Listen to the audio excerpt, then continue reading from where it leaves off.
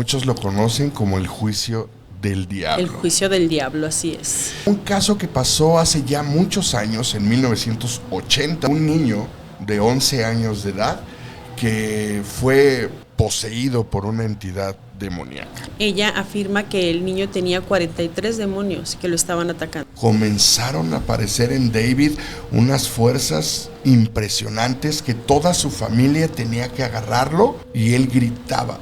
Te voy a poner los audios originales. Todo lo que dice, todo lo que habla, cómo se ríe, es terrorífico. David, de 11 años. ¡Wow! Imagínate. O sea, es una legión completa. Sí. En el cuerpo de un niño de 11 años. Está brutal. Los sacerdotes no podían, no sabían a qué se estaban enfrentando. O sí sabían, pero era demasiada la fuerza.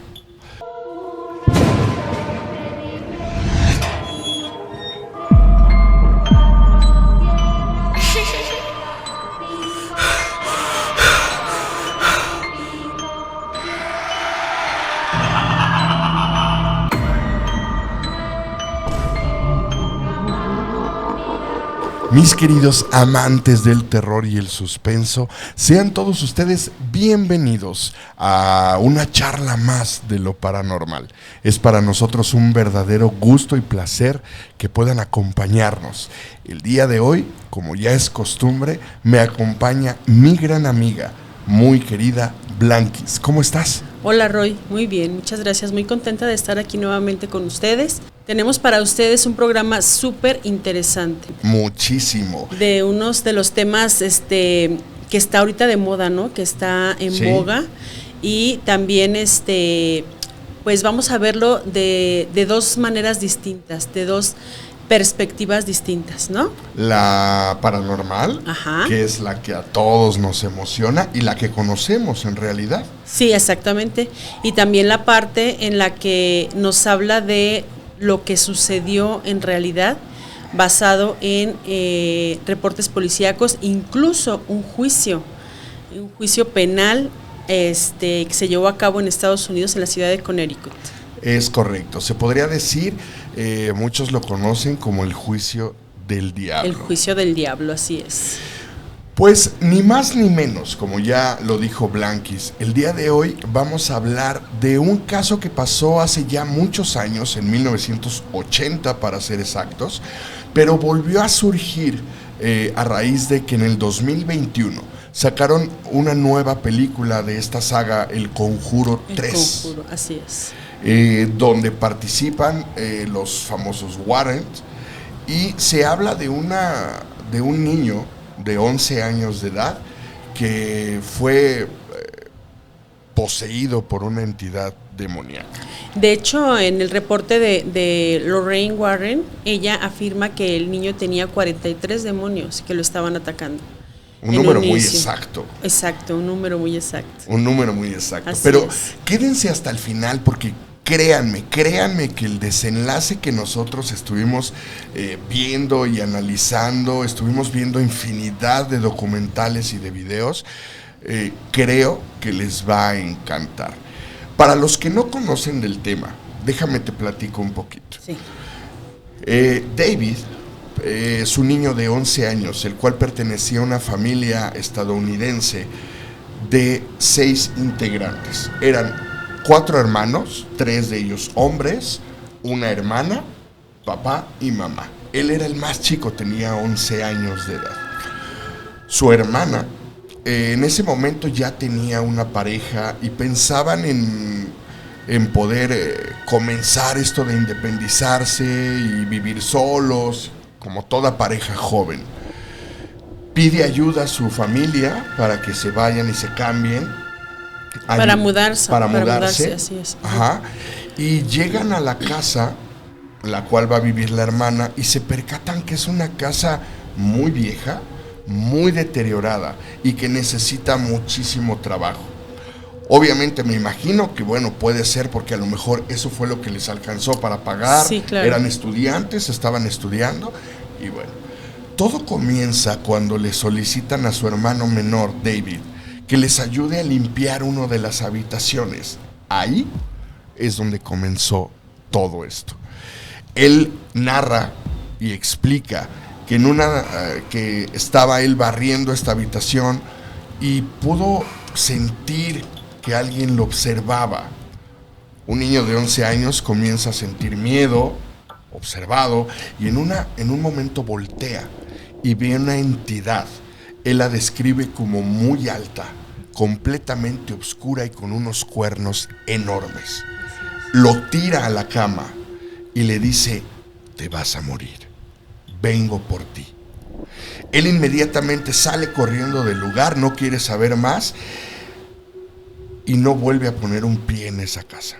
Sí, de hecho no les dice a nadie lo que sucede, simplemente les dice: me quiero ir, me quiero ir, me quiero ir. Oye, pero ¿por qué, David? Mira, vamos a continuar.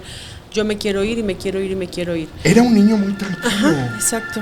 Muy tranquilo, él describe que jugaba hasta el cansancio. Vivían, si no me equivoco, como en campo. Ajá. Ayudaba a su padre con los quehaceres y con las tareas del campo. Entonces, era un niño sano, 100%. Sí. A partir de ese día, al regresar a su casa, no pasaron una semana ni dos. A raíz, esa misma noche, comenzó a vivir ciertas cosas muy complicadas. Lo primero, pesadillas que no lo dejaban dormir. Él volvía a ver este ente en sus sueños, como si se acercara, como si fuera caminando hacia él para quitarle la vida, para desvivirla. Sí, hubo varios episodios en su casa en los que de pronto de estar recostado ya para dormir, sus juguetes que eran de pilas se accionaban solos, se escuchaban ruidos, gruñidos, muchas cosas que él por un momento cayó y que no le decía a nadie por temor, pero hubo un momento en el que ya se desbordó todo, ya no pudo más. Que fue cuando una noche escuchó ruidos en la parte de afuera de su casa. Era en la madrugada, se asomó y vio una persona completamente oscura que estaba mirando su ventana. Él, aterrorizado, inmediatamente se echa para atrás, se mete a las... como niño, niño claro, de 11 años, ¿no? Ya no aguanta más, le platica a su mamá. Su madre, una mujer de descendencia italiana, sumamente creyente en la religión católica. Su casa estaba llena completamente de imágenes religiosas, Biblias, todo esto. Obviamente no creen que está imaginando, que está siendo víctima de supersticiones. No, y también otro punto importante es que él nunca dejó de escuchar voces, o sea, que le hablaba a esta entidad y le decía: vas a ser mío, te vas a morir, y eso es lo que a él le causaba demasiado terror, ¿no? Sí. Hasta en un momento que ya no pudo, estaba hablando con su mamá desesperadamente y en la casa literalmente retumbó. Pero no se movió un jarrón, no se movió un plato, no. Retumbó. Era como si estuvieran sufriendo un terremoto, pero solamente en su casa. Así es. Era como si esta entidad quisiera demostrar su poder y hacerse presente, que supieran que estaba ahí. Uh-huh. A partir de ahí, inmediatamente toda la familia le creyó. Acudir a la Iglesia Católica para realizar un exorcismo es más complicado de lo que sí, no es parecer. nada fácil. De hecho, tienes que pasar varios filtros. Muchos. Uh-huh. Y los requerimientos que te piden son infinitos. Sí. Infinitos. En primera instancia no les hicieron caso. Pero ahí es donde entran la familia Warren. Ellos estaban siendo el centro de atención de Estados Unidos porque acababan de hacer una investigación paranormal en la casa de Amityville. Salieron en todos los periódicos, salieron en todas las revistas, salían en programas de televisión. Él, un demólogo profesional, ella, una vidente que veía inmediatamente, en cuanto llegaba, aseguraba que veía si había actividad paranormal. Uh-huh. Déjame te platico un poquito de ellos. Okay. Ellos comenzaron su carrera de una forma muy peculiar. Llegaban en su coche, se paraban afuera de una casa y ella observaba. Él, aparte de ser un demólogo, un excelente pintor, un dibujante maravilloso. Ella le iba diciendo exactamente las entidades que había en esa casa. Él dibujaba la casa e iba dibujando las entidades. Tocaban, todo esto sin que el dueño lo supiera. Sí, sí. Tocaban la puerta de aquella casa y le decía, en tu casa hay 7 entidades. Algunas buenas, algunas malas. No te voy a cobrar absolutamente nada si me das oportunidad de hacer una investigación. Y yo te garantizo que yo me los llevo. Así empezaron a hacerse famosos. Y después de estas investigaciones ellos escribían libros. Las investigaciones lo llevaban tanto al periódico como a las revistas como a los programas de TV. Exactamente. Era su forma, pero realmente no habían hecho nada importante hasta la casa de Amityville, donde se hicieron muy famosos. Ya en algún momento hablaremos de ese también, caso sí, en lo especial. vamos a tomar también. Bueno, regresando al tema del cual estamos hablando. Su hermana mayor ve en un periódico la información de los Warren y decide hablarles. Inmediatamente los Warren acuden y llegan a su domicilio con todo su equipo, cámaras, micrófonos, radiograbadoras, todo. Empiezan a hacer lo primero, una plática, una charla, todos. Una pequeña entrevista. Una pequeña entrevista donde lo graban, empiezan a grabarlo y el niño dice que está aterrado, o sea, él no quiere sentir eso que siente. Para ese momento, David ya había tenido cambios muy notorios. Era más agresivo con su mamá, incluso había agresiones físicas, muy mal portado, cuando era un niño sumamente tranquilo. En un momento, Lorraine Warren se acerca a su esposo y le susurra al oído que hay una entidad oscura, muy grande, a un lado de David. No es un fantasma, estamos hablando de una entidad demoníaca. Así es. Obviamente se asusta la familia, obviamente dice, nosotros no queremos esto, y les dan la indicación de empezar a tomar evidencias para poder acudir a la iglesia católica y les hagan caso. Él les asegura, les dice, entre más evidencia tengamos, más fácil nos van a hacer caso. Entonces la hermana toma la decisión de comprar una cámara de estas instantáneas. Así es. Marca Polaroid, lo dicen ahí. Sí. Unas radiograbadoras, micrófonos y todo. Él les explica que van a empezar a suceder ciertas cosas muy duras. Cambios de humor más drásticos, manifestaciones de fuerza abismal, cambios en tono de voz, y todo lo que les dijo fue lo que pasó. En raíz de 2 noches comenzaron a aparecer en David unas fuerzas impresionantes que toda su familia tenía que agarrarlo, y él gritaba.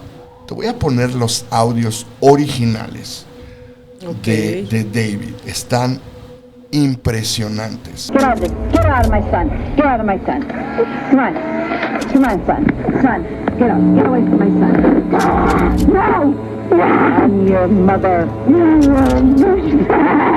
David, wake up. Get up.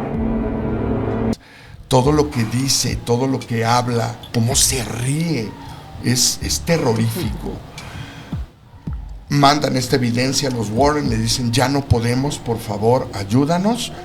Van, acuden a la iglesia católica y por fin les hacen caso. Pactan el hacer un exorcismo. No era solamente un padre, estaba con todo un equipo, alrededor de 5 o 6 personas para ayudarlo. Van a la iglesia del condado, Y justamente cuando empiezan, David, de 11 años, se empieza a burlar del padre y empieza a moverse de una manera horrible, con una fuerza. Y entonces Lorraine es cuando menciona que no es uno, que son 43 demonios. ¡Wow! Imagínate. No, o sea, es una legión completa. Sí. En el cuerpo de un niño de 11 años, que no tenía nada que ver, o sea, no sé, está brutal.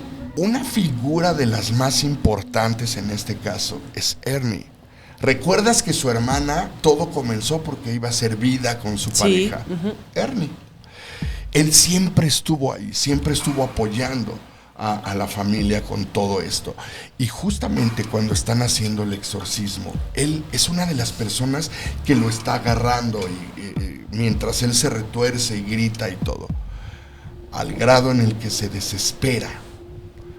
Los padres no podían, los sacerdotes no podían, no sabían a qué se estaban enfrentando. O sí sabían, pero era demasiada la fuerza. Hasta el momento en el que se desespera. Y porque también había un vínculo de amor, Claro. Era su cuñado. Su cuñado, el más pequeño. El más pequeño, entonces lo quería mucho y siempre lo cuidaba muchísimo. Sí, era un niño, 11 años, por Dios. Él toma la decisión más, se puede llamar, tonta. Pues para nosotros sí, quién sabe para él en ese momento. Quién sabe después si lo pensó así. En un momento él lo toma, lo recuesta, se le queda viendo a los ojos y le dice: tómame a mí. Déjalo a él, tómame a mí. Y por arte de magia, todo para. Esos movimientos que no tenían control, esas risas horribles, esas voces distorsionadas, se acabaron. Pararon. Y los sacerdotes dijeron: se terminó. Los Warren sabían que no se había terminado. Sí, y creo que aquí es donde entra esta parte bueno, la familia estaba conforme porque David estaba libre. O sea, y en ese momento, justo en ese momento cuando sucedió todo, ya no había manifestación, ya no había, como tú lo mencionas, movimientos raros, ni gritos, ni voces distorsionadas, nada, ya no había nada. Entonces todos dijeron: se acabó. Vámonos a casa. Sí. Que vuelve a ser un niño normal. Ajá, sí, vámonos a casa, no pasa nada, todo tranquilo. Y sí existe un cambio, pero ahora en Ernie. Pasa un tiempo, ya todo vuelve a la normalidad. Y su hermana, Debbie, su hermana mayor, vuelve a la normalidad, consigue un trabajo en una veterinaria. Ella era muy sociable, era una chica muy alivianada, muy sociable, tenía amigos y todo. Consigue el trabajo en una veterinaria, amaba a los animales, los amaba, y empieza a trabajar ahí. Un fin de semana, en 1981, salen a tomar una cerveza, Debbie, Ernie y Bruno. ¿Quién es Bruno? Es un amigo de ellos que incluso les rentaba el lugar donde estaban viviendo. De hecho, donde ellos vivían, él es donde estaba la veterinaria esta que comentas. Él les rentaba ese espacio y ella le ayudaba a él con el aseo de los perritos. Tenían como un spa de perritos en los que le llevaban a los animalitos, ella los bañaba y con eso se solventaban un poco el gasto de la renta. Ok. Él era su casero, de hecho. Él era su casero y amigo. Amigo de ellos, sí. Amigo de ellos. Pues ese día, esa noche, llegaron a la veterinaria nuevamente y sucedió la tragedia. En una discusión que tuvieron, él siente nuevamente esa posesión. Creyeron que ya había terminado, pero no. Él es atacado por esa posesión y desvive a Bruno. Con un arma blanca la introduce 20 veces en su cuerpo. ¿Cómo lo encuentran a Henry? A unos cuantos kilómetros, va caminando completamente desorbitado, desorientado, con la mirada perdida. ¿A dónde crees? ¿A dónde? Rumbo a la casa de David. Así es. Gracias a una llamada del paramédico que encontró a Bruno y reportó a las autoridades que había un sospechoso que coincidía con la descripción, logran atraparlo, pero su objetivo era ir por David. David estaba en un ataque de pánico. Sí, porque en ese momento Debbie les habla a sus papás y les dice, pasó algo, pasó una tragedia. Ellos se van con uno de sus hermanos y dejan a David con su otro hermano solos en casa. Exactamente. Y entonces ellos, David, en cierta manera, él ya sabía que lo iban a ir a buscar, porque él decía, él me dijo a mí que iba a venir. Que iba a venir por mí. Exactamente. Así es. Es un caso impresionante, es un caso que lo llevaron a la pantalla grande después de cuántos años. Así es. Pero ahora, platícame, ¿por qué crees tú que no haya sido paranormal esto? Fíjate que está esta otra versión en la que se involucran pues asuntos judiciales, policiales, investigaciones, juicio incluso, porque hubo un juicio. Fue el primer juicio en el cual se puso como atenuante para el acusado que estaba poseído por un demonio. O sea, la defensa fue la su defensa, argumento. exactamente. Okay. El argumento de la defensa fue que él estaba poseído por un demonio al momento en el que mató a Bruno. Todo esto que tú nos has contado, nos has platicado, es esta versión, pues, en que todo fue por una posesión hacia David, en la que Arnie reta a este demonio y le dice, déjalo en paz, vente conmigo. Y en ese proceso, en el que estaba ya poseso, mata a Bruno. Okay. Él dice que él no recuerda nada de lo que pasó, que él solo recuerda que estaban ahí en la veterinaria y que su amigo Bruno estaba muy tomado y que en cierto momento perdió la conciencia y no recuerda. La versión que dan los fiscales, en este caso los policías y todo, dicen que al parecer Bruno quiso sobrepasarse de una sobrina de Ernie que tenía 9 años. Okay. Estaba demasiado ebrio, entonces quiso sobrepasarse con ella y él reaccionó de esa manera y por eso lo desvivió, lo atacó, así es. Cuando los Warren se enteran de todo esto, pues Lorraine y Ed tienen en su mente muy fresco el momento en el que Ernie le dice, déjalo a él, ven conmigo. Y que Debbie, la novia, comenta que él estaba teniendo actitudes raras, que estaba como muy distraído y que de pronto tenía como sudoraciones en la noche, como que temblaba y cosas así. Entonces los Warren aprovechan ese momento y entonces es cuando convencen al abogado para que ponga como testimonio el hecho de que estaba poseído. Wow. Obviamente al principio el abogado dijo, ay, claro que no. O sea, claro que eso no puede ser posible, ¿no es cierto? Y el juez. No, y el abogado para convencerlo primero. De hecho hay una parte en una entrevista que le hacen al abogado donde él dice que obviamente él no creía y que él sabía a lo que se iba a enfrentar si él ponía eso como testimonial, o sea, decir, es que lo maté porque estaba yo poseído por un demonio, o sea, toda la gente se iba a reír, pero dice que a él le presentaron, primero, que los Warren lo invitaron a su casa, le mostraron todas las evidencias que ellos tenían de investigaciones pasadas, tanto en la casa de Amityville como en otras casas, investigaciones que habían realizado, todas las evidencias que ellos tenían, porque ellos recordarán nuestros oyentes que los Warren tienen su museo. Claro. Tienen su museo, o tenían, porque ellos ya fallecieron, pero está su museo de objetos poseídos, embrujados, endemoniados, como quieras llamarles.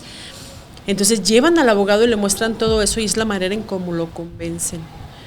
cuando le muestran la evidencia de la posesión de David cuando se está haciendo este exorcismo. Ese es un caso muy sonado porque es la primera vez, me imagino que en el mundo, que se muestra un juicio real en el que el juez y los jurados tendrían que tomar como evidencia una posesión demoníaca. ¿Y presentaron las evidencias en el juicio? Sí, sí las presentaron. La conclusión del caso, a final de cuentas, no las tomaron, no desestimaron el caso.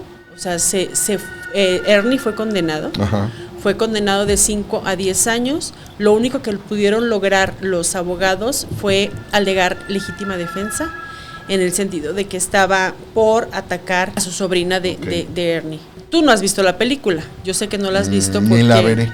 No, porque te conozco, sé que no te gustan ese tipo de películas. Yo sí la vi. Obviamente, pues tiene que tener fantasía, tiene que tener impacto, ¿no? Efectos.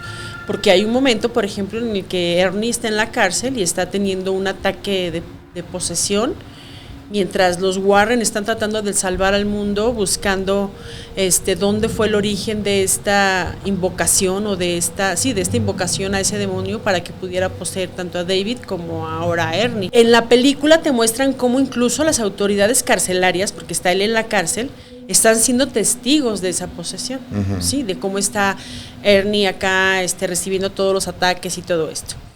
Pero bueno, como siempre, pues los Warren salieron a triunfantes, logran romper con esta maldición, por así decirlo, y dentro de la cárcel se casa con Debbie. Hace poco que falleció, ¿no? ella. Sí. Falleció ella. ¿Cuántos años estuvo? Entre 5 y 10 años estuvo él en la cárcel. Y te digo porque fue lo que pudieron lograr los abogados, alegando la legítima defensa. Perdón. Sí, porque si no se iba a aventar la pena de... máxima, sí. La 40 a cadena perpetua. Así es. Aquí hay un personaje también muy importante que no se menciona dentro ni de la historia de la película, pero sí en el documental. Y es el hermano mayor de David.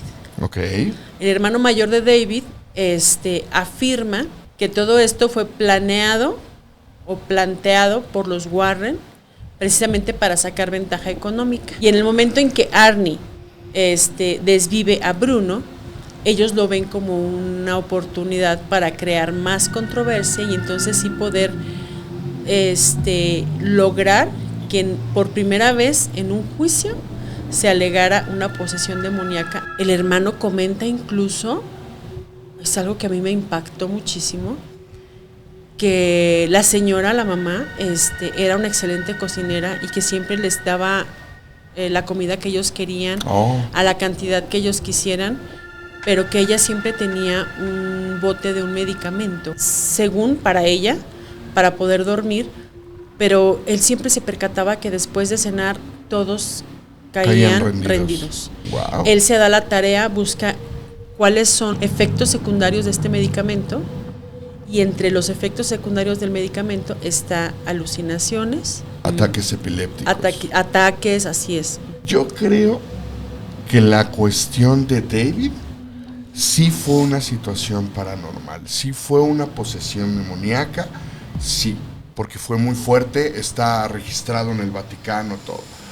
Creo que los Warren vieron un negocio, como es costumbre en ellos, sí fueron presentes de posesiones y de todo esto, pero siempre enfocados al negocio. Al negocio, así es. Como ahora lo hay tantos, ¿no? Que hacen expediciones buscando fantasmas y todo, es negocio a final de cuentas. El hermano mayor comenta que él escuchó en varias ocasiones a la mamá hablando por teléfono con Lorraine, diciéndole que dónde estaban las ganancias del libro, uh-huh. de lo que había ella hecho, y siempre le decían, te va a ir muy bien. De hecho, el mismo David comenta y dice, a mí me dijeron, vas a ser un niño millonario. Sí. Con lo que te pasó. Y él dice, yo nunca vi ni un peso. Lo que sí no creo que haya sido es el acto del asesinato. Eso no creo que haya sido por una cuestión paranormal.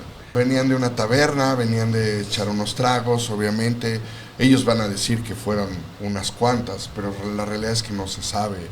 No se sabe qué efecto tiene el alcohol en cada persona. Así es. Lo que ellos veían o lo que él vio, lo que se imaginó, no sabemos. Eso no creo que haya sido por una cuestión paranormal, eso fue por una cuestión etílica, Así por es. así decirlo, y celos y todo esto. Y yo creo principalmente, Roy, que todos tenemos nuestra opinión. Y nos encantaría conocerla de ustedes. Sí. Y que cada quien nos comente qué piensan, qué opinan, ustedes qué creen que realmente haya pasado. A final de cuentas, como lo dijimos en un inicio, esta es nuestra opinión. Sí, y déjenlo en los comentarios, por favor, si ya vieron la película, si ya vieron el documental, déjenoslo en sus comentarios, nos encantaría leerlos, como nos encanta leer todos los comentarios que nos dejan. Así es. Blanquis, pues se terminó el programa del día de hoy. El día de hoy, así es. Y fue un verdadero gusto y placer poder estar con ustedes. Y nos vemos el siguiente jueves. Nos vemos el siguiente jueves. Hasta luego. Hasta luego, gracias.